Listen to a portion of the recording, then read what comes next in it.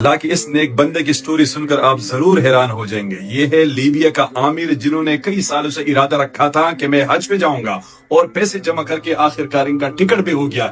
لیکن آگے ہوا کیا، لازمی دیکھیے، 2 منٹ دیجیے ان کو۔ عامر جیسے ہی حج کے لیے ایئرپورٹ پہنچا تو پاسپورٹ میں مسئلے کی وجہ سے ان کو جہاز میں بٹھانے سے منع کر دیا، اور تمام مسافروں کا نام لے لے کر سیٹوں پہ بٹھا دیے گئے، اور جہاز نے حج کی طرف اڑان بھر لیے۔ لیکن عامر مایوس نہیں ہوا، ویٹنگ روم میں انتظار کرتا رہا اور خدا کے کرشمے کا انتظار کرتا رہا۔ ایئرپورٹ پہ عامر کو لوگ سمجھاتے رہے کہ جہاز اڑ چکا ہے، آپ کا نام نہیں آیا، اگلے سال کے لیے اللہ سے دعا کرے، محنت کرے، اگلے سال آپ جائیں گے۔ لیکن عامر ایک ہی بات کہتا رہا، میں ضرور جاؤں گا، انشاءاللہ میں ضرور جاؤں گا۔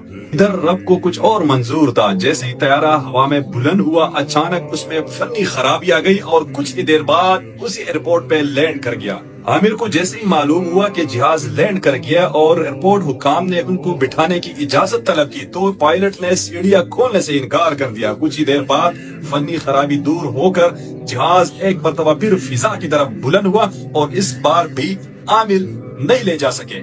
لیکن یہ مرد مومن نہ مایوس ہوا نہ گھر واپس چلا۔ حکام نے دوبارہ ان کو سمجھانے کی کوشش کی کہ اب ساری امیدیں ختم ہو گئی، اب آپ گھر چلے جائیں، لیکن اس بار ان کا جواب لبریز تھا۔ کہا کہ ان الطیارۃ لن تذهب بدونی وانها ستعود، یہ جہاز میرے بغیر نہیں جائے گا، یہ پھر لوٹے گا۔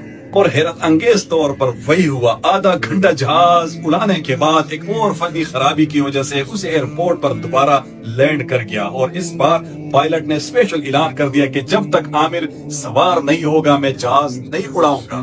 ناظرین، یہ صرف کہانی نہیں ہے، یہ کل کا واقعہ ہے جو پوری دنیا میں رپورٹ ہوا، اور سعودی شاہی خاندان نے ان کو اسپیشل استقبال کیا، اور جب وہ حجاز مقدس پہنچا تو انہوں نے کہا الحمدللہ میں حرم پہنچ گیا۔